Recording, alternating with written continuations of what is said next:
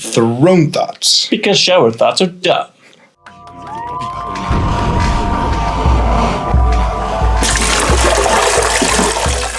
Welcome back to another episode of Throne Thoughts, where we talk about our thoughts from the throne. And do I ever have one for you today, sir? All right. So, last episode of Throne Thoughts, we talked about glow-in-the-dark sharks. I remember. But I was wondering to myself, what other things emit light that we weren't necessarily expecting? Huh. And what I found was... Unexpected? you. Me. Yeah. And them? Yep. So humans apparently produce light. Not only do they produce light, but it is light in the visible spectrum. What? Yep.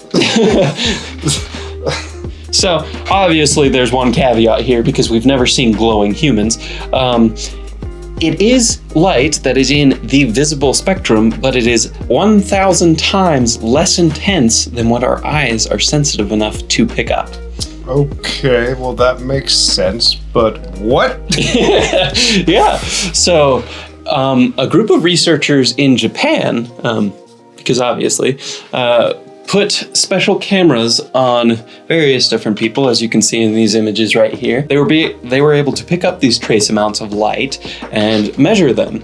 And as you can see from this picture here, it actually is showing different amounts of light. The dimmer one is 10 a.m. and the brighter one is 4 p.m. Really? So depending on what time of day, you actually emit different amounts of light. And they speculate that this has to do with the processes and speeds of your metabolism at that time of day.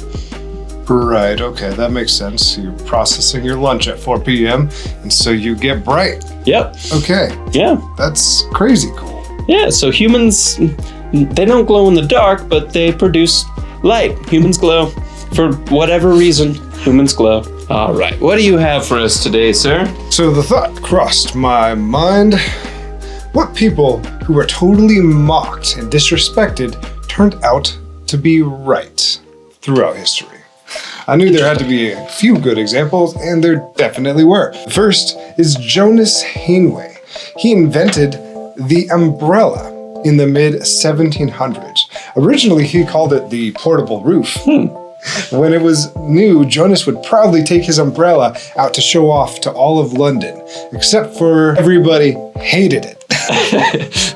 He was ridiculed and mocked and scorned and called effeminate, and basically nobody wanted to have anything to do with this guy, but he would every single day go out and walk London with his invention.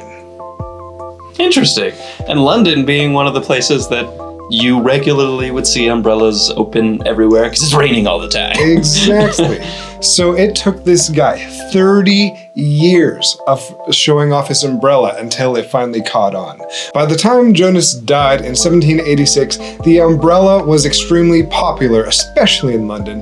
In fact, London is now known as the city of umbrellas. So all of those meanies were wrong. Not the umbrella. Yeah. And here's an image of Jones with his prized umbrella. So, next, I found Joseph Lister. Now, he was the one who first proposed that germs caused infections, and we should sterilize our hands and equipment after operating on sick and / or dead people. I think I've heard of this where they talked about, they thought it was ghosts. Oh, they had all kinds of theories, but germs wasn't one of them, and he was ridiculed and scorned by his community, just like the umbrella guy. Except a lot of people died because no one listened to this guy. There's no possible way that tiny unseeable things could be all over everything. It's ghosts. It's not ghosts, it's germs. It's clearly ghosts. Now this was the most surprising. Billy Mitchell, a World War I general, once made the very far-fetched prediction that wars would soon be fought in the air and under the sea. Years later, he predicted that, specifically, a war with the Japanese would begin early one Sunday morning with a surprise attack on Pearl Harbor by airplane. Interesting. He made this prediction 30 years before the actual attack on Pearl Harbor happened. and which was the first major airplane attack and what rallied the United States into World War II.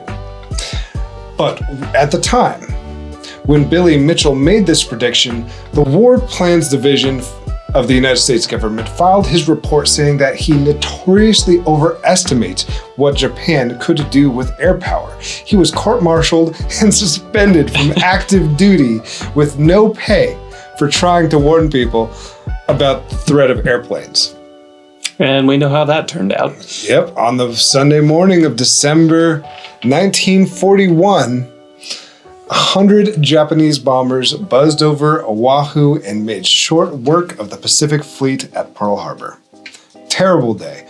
All could have been prevented if everyone else in the military wasn't so stuck in the past. So next time you hear some crazy idea or thought, just keep in mind that you could be totally wrong and they could save lives or prevent you from getting wet. Not everyone's cuckoo for Cocoa Puffs. Some of them know what they're talking about. Indeed. From glowing people to not crazy people, this has been Throne Thoughts.